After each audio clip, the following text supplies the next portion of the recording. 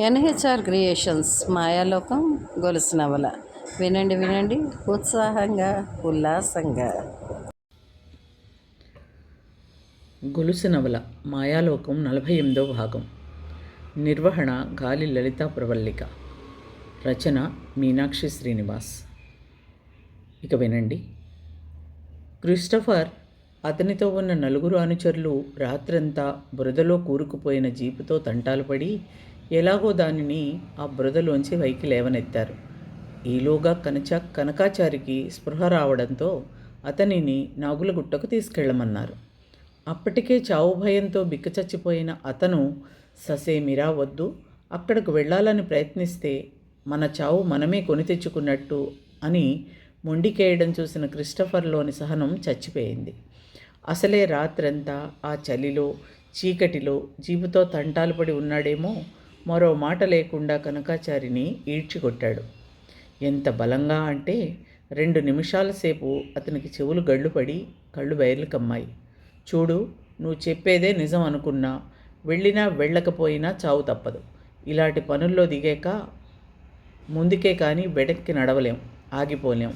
ఎందుకంటే ఆ ఆలోచన వచ్చిందని తెలిస్తే మనల్ని ఈ పనికి నియోగించిన వాళ్ళు చంపేస్తారు. ఎటూ చావు తప్పనప్పుడు ఆ నిదేదో కళ్ళారా చూసేసొద్దాం. మాట్లాడకుండా మూసుకొని దారి చెప్పు, లేదంటే నిన్ను ఇక్కడే చంపి పారేసి ఎలాగో అలా వెతుక్కుంటూ పోతాం. నా అంచనా ప్రకారం మనం దగ్గరలోనే ఉన్నాం అసహనంగా అన్నాడు. బిక్క చచ్చిపోయిన కనకాచారిని జాలిగా చూస్తూ, ఎందుకు అనవసరంగా కోపం తెప్పించి దెబ్బలు తింటావు?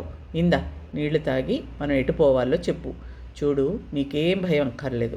ఇలాంటి నిధులు నరబలి కోరతాయి అంటారు. ఒకవేళ మన ప్రాణాల మీదకు వస్తే ఈ పిల్లగాడు ఉన్నాడుగా, వీడిని వేసేద్దాం. వెనక సీట్లో స్పృహ లేకుండా ఉన్న చింటూని చూపెడుతూ అన్నాడు. కనకాచారికి కూడా మెల్లమెల్లగా వాస్తవం అర్థమవుతోంది. గట్టిగా నిట్టూర్చి తన సెల్ తీసి ఆ గుట్టలకు వెళ్లే మార్గం కోసం వెతకసాగాడు. తనకు ఆ సినిమా దర్శకుడు చెప్పిన తదుపరి షూటింగ్ స్పాట్ నాగులగుట్ట అంటూ పెట్టిన లొకేషన్ చూడసాగాడు. అతని కళ్ళు మెరిశాయి. తాము అక్కడికి దగ్గరలోనే ఉన్నట్టు అర్థమవుతోంది. అయితే జీప్ మార్గం గుండా వెళ్ళాలంటే ఇంకా 30 కిలోమీటర్లు చూపెడుతోంది. కానీ అదే అక్కడి నుండి అడ్డదారిన కాలిబాట ద్వారా వెడితే బాగా దగ్గరగా చూపెడుతోంది. అదే మాట క్రిస్టోఫర్కి చెప్పాడు. చాలే, 30 కిలోమీటర్లంటే ఎంత నెమ్మదిగా వెళ్ళినా అరగంటలో చేరిపోతాం. ఈ చీకటిలో ఆ లగేజ్ మూసుకుంటూ నడిస్తే నాగులగట్టు కంటే ముందు యమపురి చేరిపోతాం. ఇంత తెలివైన వాడిని నమ్ముకుని ఈ పని అప్పచెప్పిన వాడెంతెదవో చికాకులో నోరు జారాడు.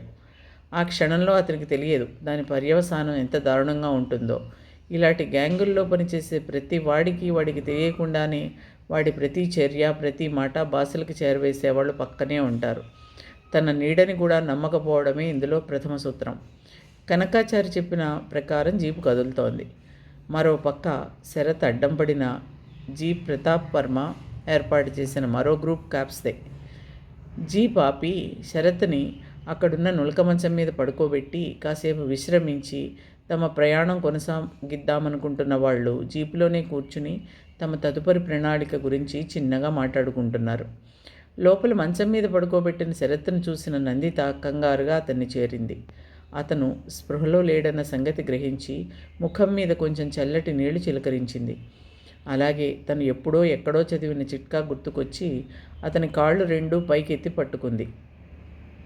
అలా కొన్ని నిమిషాలు చేయడం వలన కాళ్లలో ఉన్న రక్తం కూడా గుండె తలభాగం వైపు ప్రెషర్తో ప్రవహించి త్వరగా స్పృహలోకి వస్తారు. అదే చేసింది. కొద్ది నిమిషాల్లోనే తెలివి వచ్చిన శరత్కి తను ఎక్కడ ఉన్నాడో అర్థం కాలేదు. కానీ తన పక్కనే ఉండి ఆతృతగా తన మొహంలోకే చూస్తున్న నివేదిత కనబడగానే చటుక్కుని లేచి కూర్చున్నాడు. నివేదిత, మనకు ఆట్టే సమయం లేదు. ఆ క్రిస్టోఫర్ వాళ్ళు కనకాచారి గారి సాయంతో నాగులగుట్ట చేరే ప్రయత్నంలో ఉన్నారు. మనం వాళ్ళకంటే ముందే వెళ్ళాలి, పద అంటూ లేచి నిలబడ్డాడో లేదో అప్పటికే వీళ్ల మాటలు వింటున్న 4 క్యాబ్స్ వచ్చి వీళ్ళ దగ్గర నిలబడ్డారు. ఎవరు మీరు? ఈ అడవిలో ఏం చేస్తున్నారు అంటూ శరత్ నివేదిక కంగారు పడ్డారు. వాళ్ళు నిధి కోసం వెతుకుతున్న ముఠా వాళ్లేమోనని. తాము వృక్షశాస్త్ర అధ్యయనం కోసం అడవికి వచ్చి దారి తప్పామని చెప్తున్న శరత్ని కొట్టేందుకు చెయ్యెత్తాడు ఒకతను. మేము ఎర్రళ్లలా కనబడుతున్నామా? ఇప్పుడు మీరు మాట్లాడుకున్నదంతా విన్నాం, నడవండి అంటూ వాళ్ళని బలవంతంగా తమతో పాటు జీప్ ఎక్కించారు. ఈ లోపుగా వాళ్ళు శరత్తో మాట్లాడుతుండగా ఫొటోస్ తీసిన నివేదిత ఆ ఫొటోస్ ప్రతాప్ వర్మకు పంపించింది. వీళ్ళు జీపు ఎక్కి బయలుదేరారో లేదో వాళ్ళకు వర్మ నుంచి మెసేజ్ వచ్చింది. వీళ్ళు మనకు సాయం చేస్తున్న కుర్రాళ్లే, వాళ్ళని జాగ్రత్తగా చూసుకోండి అంటూ. అదే విషయం వాళ్ళు శరత్ నివేదితలకు చెప్పి అంతా హాయిగా నెట్టూర్చారు. వీళ్ల పయనం కూడా నాగులగుట్టకేసే సాగుతోంది. అప్పటికే శరత్ నివేదిత చెరోవైపు చెదిరిపోగా తన వెంట ఉన్న హేమంత్ చెయ్యి పట్టుకుని తన వైపు దృష్టి సారించబోతున్న ఆ హంసవాహనం మీద వ్యక్తుల్ని గమనించి దూరంగా పోవాలనే సంకల్పంతో వెళ్ళబోయిన దీపక్కు భయం లేదు యువకుడా, నిలు అన్న మాటలు వినిపించి భయంతో బిగుసుకుపోయాడు. వాళ్ళు హంసవాహనం మీద నుంచి దిగి దీపక్ని సమీపించారు. నాగకుమార, భయపడకండి, మేము మీకు సహాయం చేయడానికి నాగబంధం అప్సరస కన్య చేత నియమితులయ్యాం. మీకు దిశానిర్దేశం చేయటమే కాక మీకు ఎటువంటి అపాయం కలగకుండా చూడటం మా విధి దగ్గరకు వచ్చి ముకుళిత హస్తాలతో చెప్పారు. వింటున్న దీపక్ నివ్వెరపోతే హేమంత్ అయితే మూర్ఛపోయినంత పని అయింది. ఇక ఆ నిధి తమకు దక్కినట్టే అన్న నమ్మకం కలిగిన వారికి రాబోయే ప్రమాదం ఊహకందలేదు.